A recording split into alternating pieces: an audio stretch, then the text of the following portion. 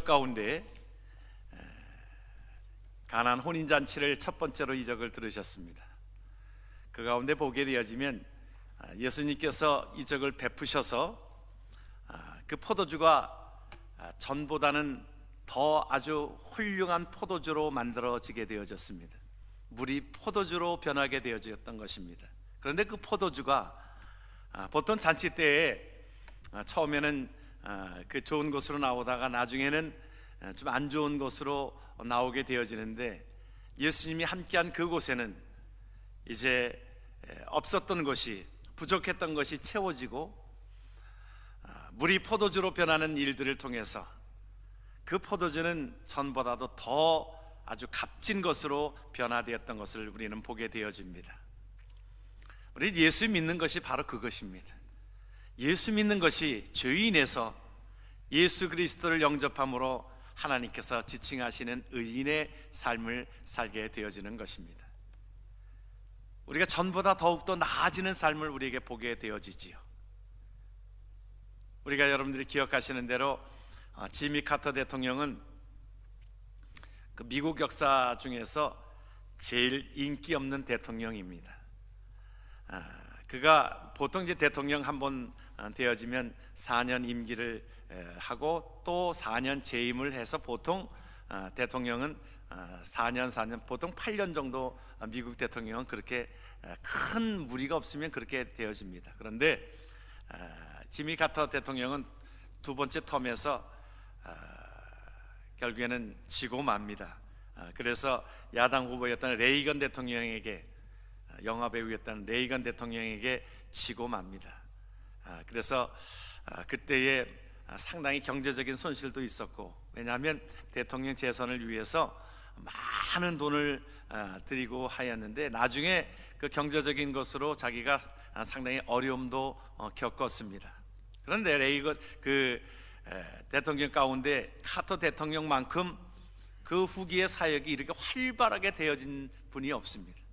그분은 그 후에 자기가 대통령 된 것도 하나님의 일들을 위한 것이라 그렇게 생각을 하고, 또 그래서 그 유명세를 가지고 집 짓는 그 운동을 해주었습니다. 헤베타트라고 하는 그 스웨덴 자들에게 가서 집 짓는 운동을 전개하고, 또 분쟁 지역에 세계 한 65개국에 분쟁된 곳에 가서 그 분쟁국의 그 모든 것들을 도와주는 일들을 감당하면서 2002년도에는 그가 노벨 평화상까지 받게 되어지는 미국 대통령 가운데서 그렇게 훌륭한 인물로 그렇게 쓰임받게 되어졌던 것을 우리는 기억하지 않습니까?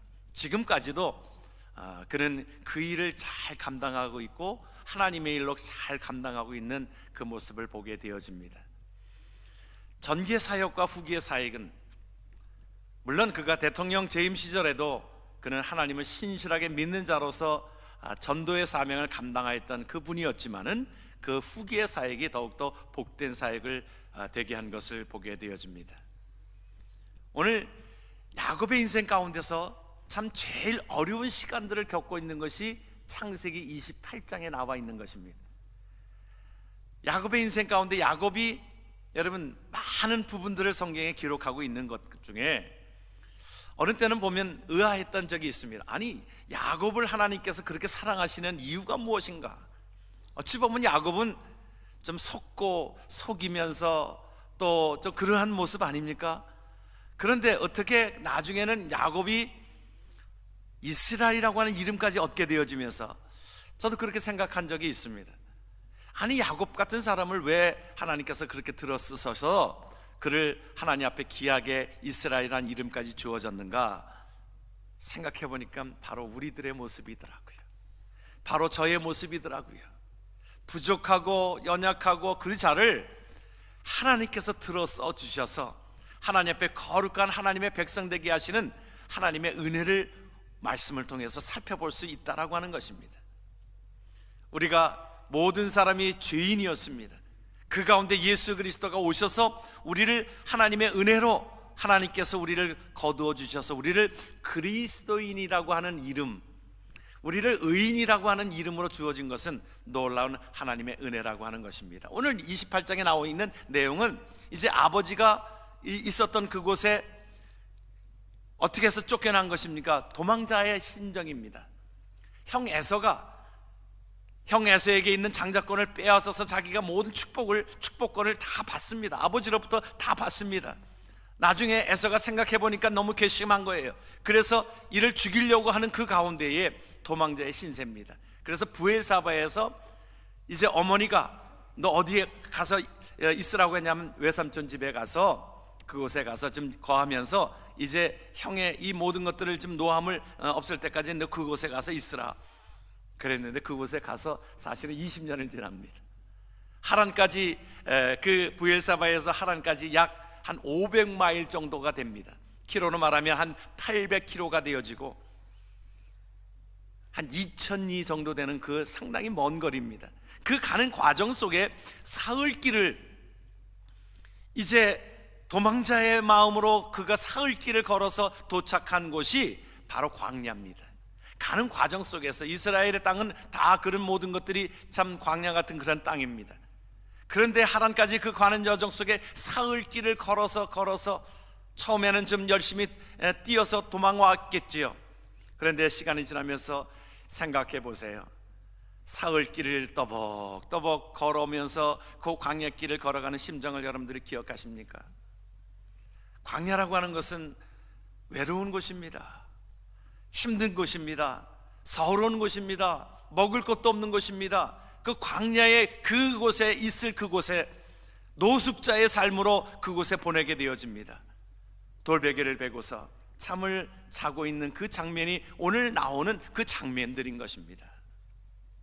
저는 이 말씀을 보면서 여러분들, 이것이 바로 우리의 삶이었다. 여러분, 우리가 지나온 삶을 돌아보면 마치 어느 때는 광야 같은 삶을 지날 때가 있지 않았습니까? 힘든 시간들을 지나고 있지 않았습니까? 어찌 보면 이민자의 삶이라고 하는 것은 어찌 보면 한국 땅을 떠나서 이곳에 미국에서 곳곳에서 정착하는 모든 것들 속에 언어가 다르고 문화가 다르고 또 그 모든 생존을 위해서 마치 어렵게 시작하였던 이민 생활, 그렇게 녹록지만은 않았잖아요. 지금도 우리가 광야 생활을 겪고 있는 분들도 상당히 있을 것이라고 생각이 되어집니다. 힘든 시간들, 어려운 시간들, 경제적으로 어려움을 만나고 힘든 시간들을 만나고, 또한 가정에서 여러 가지로 힘든 모든 시간들을 만나고, 건강적으로 많은 힘든 시간들을 만나고, 광야의 시간들을 만나는 그 시간들이 아마 저와 여러분들 속에 삶이었을 것입니다. 또 그 삶을 또 지나고 있을 것입니다. 표현하지는 못해도 내가 겉으로는 웃고 있지만 속에서는 아직도 내가 광야의 삶을 살아가는 인생의 삶을 오늘 야곱을 통해서 우리에게 보여주는 삶이라고 하는 것입니다. 광야의 삶은 쉽지 않은, 녹록지 않은 그 삶 가운데서 오늘 하나님께서 그곳에 나타나셨습니다. 여러분, 야곱에게 있어서는 모든 것들이 다 힘들고 광야의 생활, 이제 도망자의 삶, 이제 어떻게 되어질지도 모르고 앞으로 어떻게 되어질지를 모르는 그 지경에 하나님은 나타나셔서 말씀합니다. 28장에 그렇게 말씀합니다. 뭐라고 말씀합니까? 말씀을 봅니다. 또 본즉 여호와께서 그 위에 서서 가라사대 나는 여호와니 너의 조부 아브라함의 하나님이요 이삭의 하나님이라. 너 누운 땅을 내가 너와 내 자손에게 주리니. 말씀이 이어집니다. 15절로 이어지는 말씀 속에서 같이 한번 말씀을 봅니다. 내가 너와 함께 있어 내가 어디로 가든지 너를 지키며 너를 이끌어 이 땅으로 돌아오게 할지라. 내가 내게 허락한 것을 다 이루기까지 너를 떠나지 아니하리라 하신지라. 할렐루야. 여러분, 그 광야에서 힘든 시간들을 보내고 있고 외로운 시간들을 보내고 있고 우리가 때로는 이민자의 삶을 지나고 있는 이때에 하나님이 우리를 찾아와 주셨습니다. 우리에게 다가오셨습니다. 사실은 기대하지 못했습니다. 야곱에게 있어서는 하나님이라고 하는 그 존재에 대해서 우리가 듣고 있었고 알고 있었고 그러나 그 체험하지 못하였는데 그 가운데 광야의 삶 속의 어려운 가운데서 주님은 그를 찾아와 주신 것입니다. 어찌 보면 야곱은 지금 도망자의 입장은 어떤 마음이었냐면 에서를 속이고 아버지를 속이고 그 축복권을 받기는 받았는데 상당히 힘든 시간들을 보내고 있는 그 정적 속에서 하나님께서도 나를 나무랄 터라 하고 생각이 되어졌는데, 아니 하나님께서 그 마음을 헤아리시고 하나님께서 다가오셔서 그를 위로하시는 모습을 보게 되어집니다. 우리의 삶 속에 때로는 내 잘못으로 인해서 힘든 시간들을 보내기도 하고 광야 생활을 보내기도 하고 그러하지만 하나님은 우리에게 위로로 함께 하십니다. 여러분, 책 가운데 칭찬은 고래도 춤추게 한다라고 하는 책이 있습니다. 여러분, 그 책 내용들을 아시지요? 그 거대한 그 고래를 참 조련사가 그를 춤추게 하고 쇼를 보이게 하는 데에 잘못해도 그것에 벌을 내리거나 그렇게 해서 그를 다루는 것이 아니라 그가 잘할 때에 아주 칭찬해주고 격려해주고, 이것이 고래도 춤추게 한다는 겁니다. 하나님은 그러시는 분이세요. 우리가 때로는 우리가 잘못했습니다. 우리 죄인입니다. 그런데도 하나님께서 때로는 우리의 삶 속에 찾아오셔서 우리를 위로하시는 하나님의 은혜를 보게 되어집니다. 제가 어렸을 때 기억이 나요. 제가 어렸을 때에 제가 한 7살 때쯤 된 것 같아요. 제 그 남동생과 한 4살 차이가 되어지는데, 남동생을 이 자전거를, 세발 자전거를 태워주면서 이제 동네에서 놀고 있었는데 어느 좀 저보다 나이가 좀 있는 청년인데 다가오더니 저한테 그런 얘기를 하는 거예요. 너 2발 자전거 타고 싶지 않냐? 저한테 그렇게 제안을 하는 거예요. 그래서 저는 동생을 태워주는 것이었으니까 2발 자전거가 타고 싶었습니다. 그러면 내가 2발 자전거를 내가 가지고 올게. 대신에 내가 이 3발 자전거 이거 동생 내가 데리고 가서 내가 2발 자전거를 가지고 올게. 어렸을 때는 그것이 무슨 말인지도 모르고 그냥 2발 자전거 탈 수 있다라는 생각 때문에 그렇게 하라고 그랬어요. 그런데 보니까 그 청년은 그 3발 자전거가 탐이 났던 겁니다. 그때만 해도 3발 자전거 그곳에 팔아서 여러 가지로 쓰려고 그랬는지 모르지만 그 동생을 볼모로 해가지고는 그 데리고 가가지고는 아무리 기다려도 오지 않는 거예요. 아무리 기다려도 오지 않는 것을 나중에 걔가 이 3발 자전거가 탐이 나서 가져갔구나 하는 것을 나중에 깨달았습니다. 집에 와서 얘기했습니다. 집에 와서 동생을 내가 돌보다가 이렇게 되어져서, 이런 상황이 되어져서 3발 자전거도 잃어버리고 동생도 잃어버렸어요. 어머니 아버지는 난리가 났습니다. 동생을 찾으러 나섰습니다. 밤새도록 동생을 찾아 나선 것입니다. 저는 집에서 그 불안한 마음으로 앉아서 있다가 그냥 또 어린 마음에 또 졸고 있었습니다. 그런데 한 2시쯤 돼가지고는 동생을 찾아가지고 온 것입니다.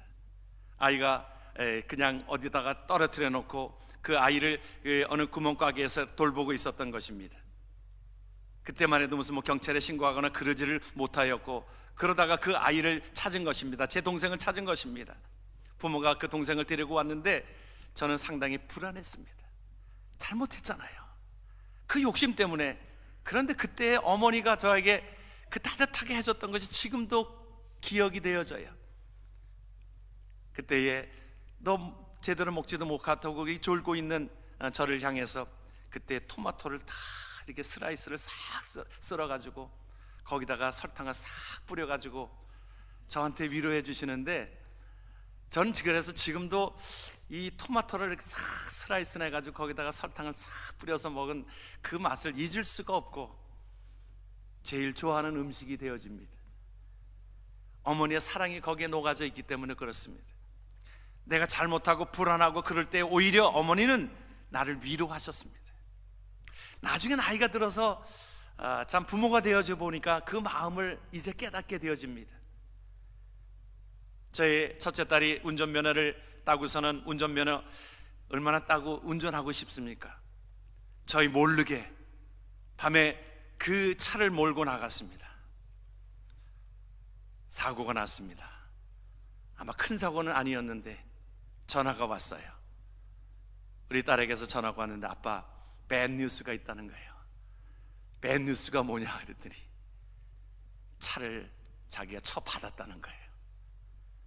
여러분, 그럴 때 반응이 우리가 뭡니까? 나무랍니까? 그러지 않아요. 그래, 몸은 괜찮니? 몸은 괜찮니? 여러분, 보통 부모라고 하면 그런 마음이 생기잖아요. 차가 문제입니까? 차가 부서지는 것이 문제입니까? 그에게 있어서는 차를 훔친 것도, 자기가 뭘 훔쳤다기보다도 몰래 가지고 나간 것도, 이것도 자기에게서는 죄의식이고, 차를, 이것을 그냥 받았으니 보험료도 올라갈 것이고, 상대방도 고쳐줘야 되고, 여러 가지로 자기가 티네이저인데 이것이 여러 가지로 어렵게 되어진다라고 하는 것을 그는 마음속에 상당히 죄의식으로 가지고 있었을 것인데, 저의 첫 마디는 그것이었습니다. 몸은 괜찮니? Are you okay? 그 딸이 그것을 인하여 녹아지는 것 같습니다. 그러면서 우리가 깨달은 것은 뭐냐면, 내가 자녀들 되었을 때에도, 부모 되었을 때에도 그 마음을 우리가 돌아보면 하나님은 우리에게 다가오시는 것입니다. 우리가 때로는 죄스러운 마음을 가지고 그 마음들을 가지고 있을 때라도 하나님께서 우리를 찾아와 주셨습니다. 오늘 야곱에게 하나님은 찾아주셨습니다. 찾아오셔서 그를 위로하시고, 하나님, 내가 너와 함께 하겠다라고 약속하신 것이 하나님께서 그에게 주시는 약속의 말씀인 것입니다. 오늘 우리가 때로는 힘든 시간들을 보내고 있는 시간도 있을 것입니다. 저와 여러분들 속에 어려운 시간들을 보내고 있을지도 모르겠습니다. 그러나 그 가운데 하나님은 우리의 편이 되셔서 우리와 함께 하시는 하나님의 은혜가 있게 되어지는 줄 믿으시길 주의 이름으로 축원합니다. 하나님은 그 가운데서 하나님을 신뢰하고 하나님 앞에 뿌리를 깊이 내리도록 하나님 원하고 있다라고 하는 것입니다. 골로새서는 우리에게 그렇게 말씀하고 있죠. 말씀을 같이 한번 봅니다. 그러므로 너희가 그리스도 예수를 주로 받았으니 그 안에서 행하되 그 안에 뿌리를 박으며 세움을 입어 교훈을 받은 대로 믿음에 굳게 서서 감사함을 넘치게 하라. 저와 여러분들이 하나님 앞에 광야 생활과 힘든 시간들을 보내고 건강적으로나 여러 가지로 모든 것들 속에 광야의 생활을 보낼지라도 그 가운데 하나님을 만나고 하나님께서 우리의 삶 속에 견고케 되어지는 하나님의 은혜를 보게 되어지는 줄 믿으시길 주의 이름으로 축원합니다.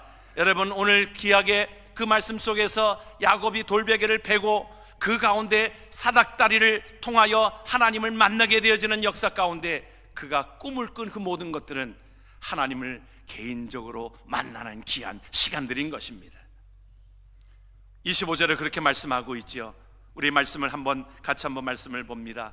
꿈에 본즉 사닥다리가 땅 위에 서 있는데 그 꼭대기가 하늘에 닿았고, 또 본즉 하나님의 사자들이 그 위에 오르락 내리락 하였다. 여러분, 무엇을 의미하고 있습니까? 하나님과 이 모든 것, 인간 세계에 사닥다리가 놓여 있어서 관계가 형성이 되어지는 것은 무엇을 의미하고 있습니까? 바로 예수 그리스도를 의미하고 있습니다. 예수 그리스도는 우리의 삶 속에 중보자가 되셔서 하나님께서 우리를 사랑하시는 그 하나님의 귀한 손길 가운데 우리가 죄를 범하였음에 하나님의 영광에 이르지 못하였는데 예수 그리스도로 말미암아 그 모든 문이 열게 되어지고 하나님과의 관계가 회복이 되어진 것을 우리는 기억하게 되어집니다. 그러면서 우리에게 약속하시는 것이 내가 너와 함께 하겠다라고 약속하고 계시는 것입니다. 우리가 때로는 광야의 시간을 보내는 분들도 있을 것입니다. 그러나 욥이 그렇게 말씀을 고백하고 있지요. 그가 나를 길을 오직 그가 하시나니 그가 나를 단련하신 후에 정금같이 나오리라. 할렐루야. 하나님께서 우리에게 광야 생활 가운데서 저와 여러분들을 하나님께서 우리를 건지시고 광야에서 건지시고 하나님의 은혜를 기억하게 되어지는 것입니다. 오늘 하나님께서 우리에게 말씀하십니다. 내가 너와 함께 있겠다라고 말씀합니다. 15절을 다시 한번 우리가 같이 한번 말씀을 봅니다. 내가 너와 함께 있어 내가 어디로 가든지 너를 지키며 너를 이끌어 이 땅으로 돌아오게 할지라. 내가 내게 허락한 것을 다 이루기까지 너를 떠나지 아니하리라 하신지라. 여러분, 그래서 내가 너와, 여러분 거기에다가 우리의 이름을 한번 좀 넣으시면 어떻겠어요? 좋지요? 예. 우리가 여기에 한번 자기의 이름을 한번 좀 넣어보세요. 넣어보셔서 우리가 함께 하나님의 말씀이 내 말씀으로 받아들여지기를 원합니다. 여러분 이름을 넣으시고 한번 함께 우리 광야 생활을 하고 있는 저와 여러분들 속에 하나님께서 우리에게 주시는 위로의 말씀으로 받아들이기를 주의 이름으로 부탁을 드립니다. 같이 한번 말씀을, 내 이름을 집어넣습니다. 저 이름 말고 여러분의 이름을. 내가 임승진과 함께 있어 임승진과 어디로 가든지 임승진을 지키며 임승진을 이끌어 이 땅으로 돌아오게 할지라. 내가 임승진에게 허락한 것을 다 이루기까지 임승진을 떠나지 아니하리라 하신지라. 아멘. 믿으면 아멘 하십시다. 하나님 신실한 분이시고 우리와 함께 하시는 그분이십니다. 여호수아서는 우리에게 그렇게 말씀합니다. 두려워 말라, 놀라지 말라. 내가 어디로 가든지 내 하나님 나 여호와가 너와 함께 하느니라. 마태복음 28장은 우리에게 그렇게 말씀합니다. 볼지어다 내가 세상 끝날까지 너희와 항상 함께 있으리라 말씀합니다. 하나님께서 우리의 삶 속에 이 삶이 이루어집니다. 야곱에게 하나님께서 그 말씀을 주신 것을 이루게 하십니다.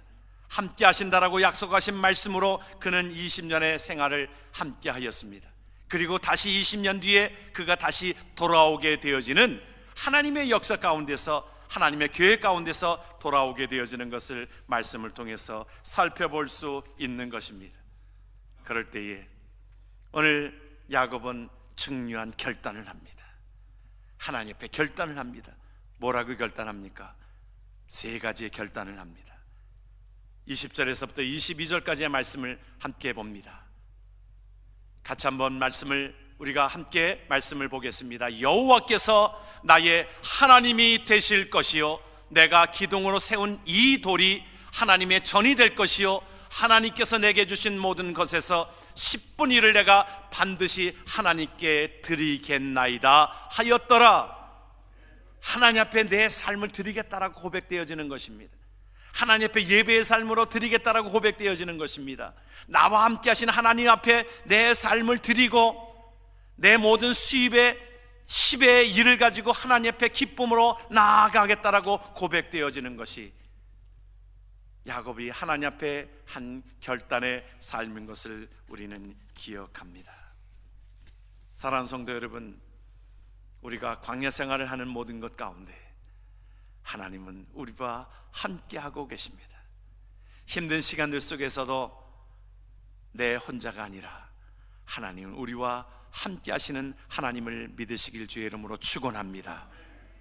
그리고 우리의 삶이 이제는 내가 하나님을 떠나지 아니하고 내가 예배의 삶을 살겠습니다. 하나님 앞에 모든 것들이 주께로 오는 것을 내가 기억하고 하나님 앞에 내가 기꺼이 하나님 앞에 내 삶을 드리겠습니다. 고백되어짐으로 인하여 돌베개의 인생이 하나님의 축복의 인생으로 변화되어지는 저와 여러분들의 삶이 되어지기를 주의 이름으로 축원합니다. 아멘. 기도합니다.